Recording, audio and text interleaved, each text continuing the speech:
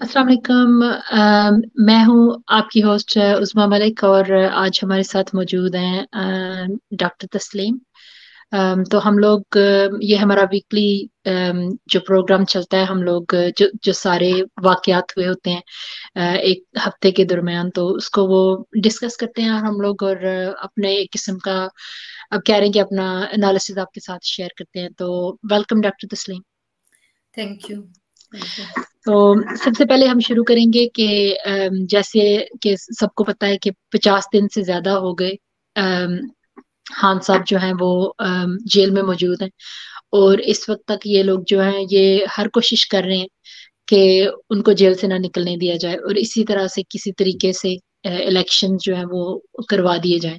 मतलब जिन इलेक्शंस की ना कोई किसी भी किस्म की कोई मॉरल और या कोई एथिकल या कोई लीगल जो है वो स्टैंडिंग होगी।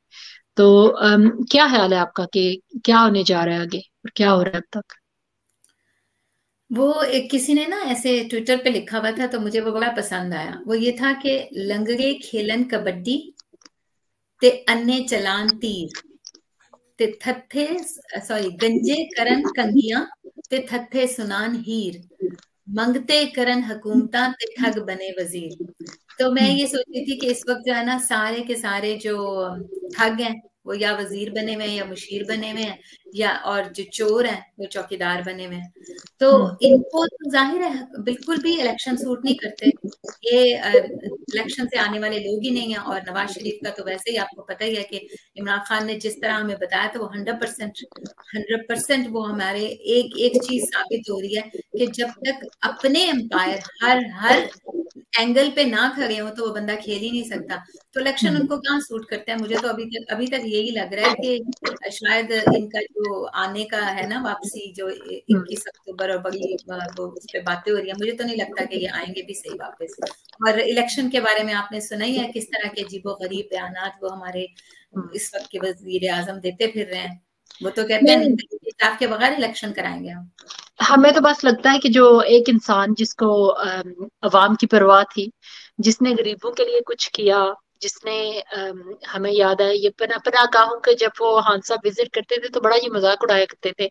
तो अब पता चलता है ना कि एक मजदूर बंदा जो लेबरर है, तो उसके लिए कितनी ये हेल्प होती होगी कि जब उसको 2 वक्त का खाना और उसकी रिहाइश का बंदोबस्त होता होगा, तो फिर वो मजदूरी जो अपनी जितनी भी वो कमाता था वो उसकी फैमिली के ऊपर लगती थी, तो फिर ऑटोमेटिकली मतलब एक मजदूर के लेवल के हिसाब से जो थोड़ी बहुत प्रॉस्पेरिटी आ सकती है वो आ रही थी उनकी लाइफ में।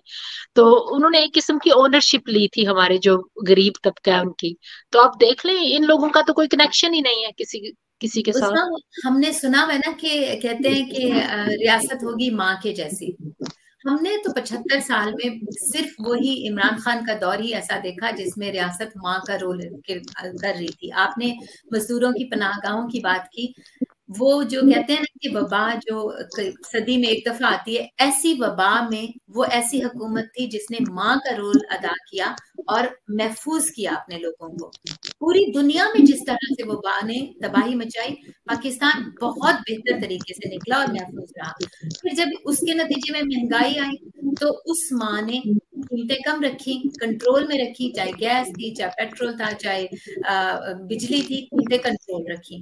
फिर जब लोगों को ये था कि बीमार होते हैं, तो माँ ने क्या किया, सेहत कार्ड दे दिया। माँ ने एहसास किया, जो एहसास था वो सिर्फ उस 3 साढ़े 3 साल में नजर आया कि लोग और माँ का, यानी वो जो वाकई एक आपस में ताल्लुक होता है वो जुड़ा। अब तो वो, सॉरी टू से, वो ऐसे लगता है कि माँ डायन बन गई है। हाँ। लेकिन डायन के बारे में भी कहते हैं उस्मा कि डायन साथ घर साथ छोड़ घर के, छोड़ के। हम्म। इसके लेकिन बारे ये में है ना, साथ घर छोड़ के। अब देख लें जो नन्ना अमार, जो अपने वालदैन अपने बाप का इंतजार करता है, इस दुनिया से चला गया। अब बजाय इसके कि उस बात पे शर्मिंदा हूं कि हमसे ये कितनी बड़ी गलती जुल्म हुई हुआ है, है। वो शर्मिंदा होने की बजाय वो फेक लोगों को इकट्ठा करके पैसे दे के तो वीडियो क्लिप्स बनवा के पोस्ट कर रहे हैं कि इसमें रियासत का क्या कसूर है, मौत तो बरहक है। तो मौत तो बरहक है, इसमें कोई शक नहीं है। लेकिन जो रियासत ने रोल प्ले किया है उस बच्चे की जान लेने में, वो तो कभी भी नहीं भूलेंगे ना हम लोग। वो तो रेजोल्यूशन की तरह यहाँ है। बिल्कुल, बिल्कुल।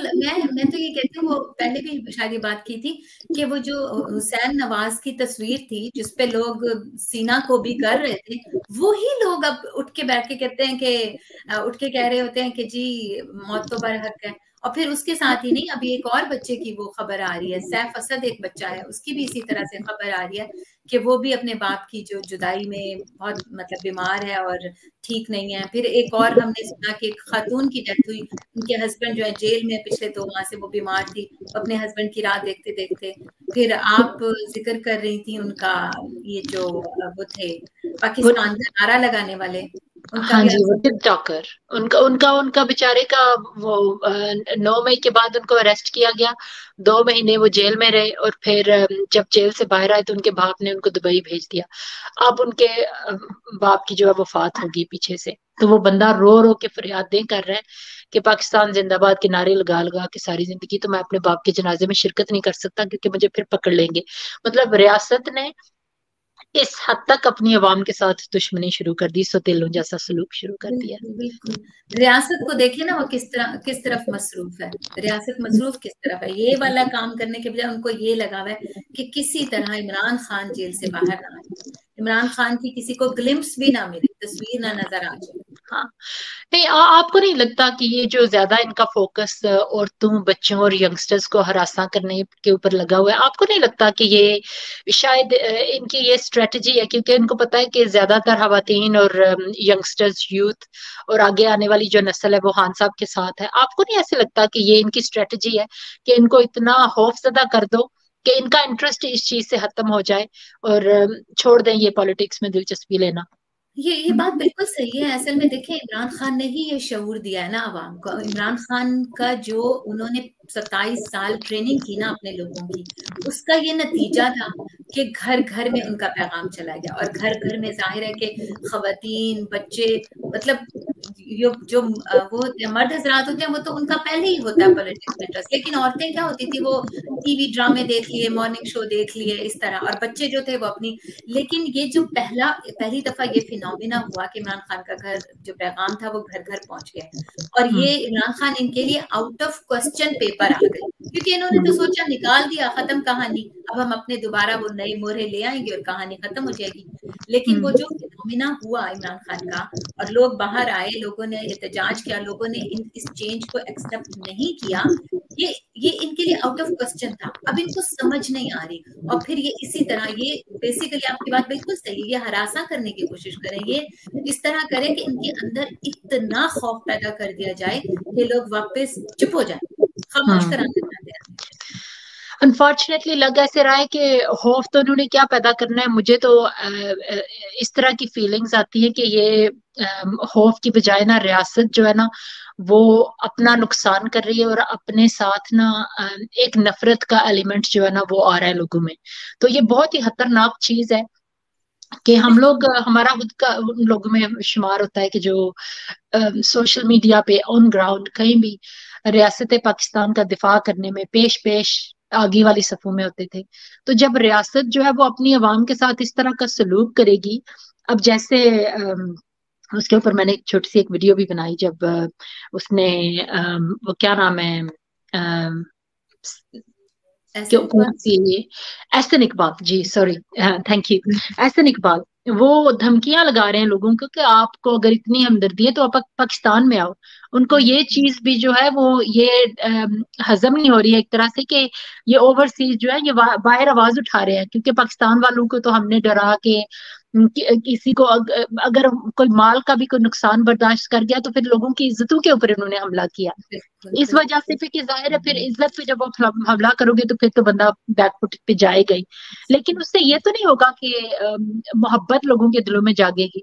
उससे यही बिल्कुल, होगा कि लोग इंतजार करेंगे कि किसी तरीके से इलेक्शन का दिन आए और फिर हम अपनी फ्रस्ट्रेशन निकालें, इनको बताएं कि हम किसके साथ हैं।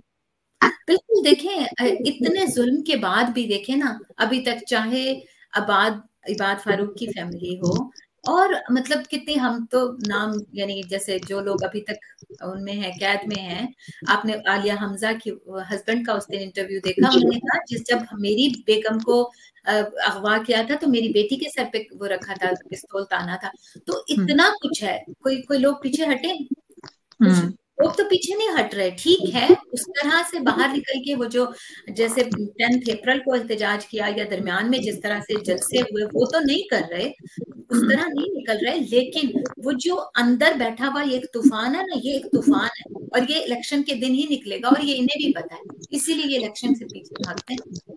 इस चीज की ना तकलीफ भी बंदे को बहुत ज्यादा होती है, बहुत ज्यादा तकलीफ होती है कि हमारी रियासत ने अपने साथ ये कर क्या लिया है, और आगे से भी कोई रुकने का कोई इम्कान नजर नहीं आ रहा। अभी तक भी गिरफ्तारियां हो रही हैं, अभी तक भी, अब 15 दिन हो गया उस्मान डार को गायब किया हुआ है, ना किसी अदालत में पेश कर रहे हैं। मतलब इस तरह के जो नोन लोग हैं, जो फेमस लोग हैं, जब इनको कर देंगे तो जो बेचारे आम से लोग हैं, जो आम से वर्कर हैं, उनका तो फिर कोई चांस ही नहीं है ना। तो फिर हम क्या समझेंगे रियासत क्या कर रही है अपनी आवाम।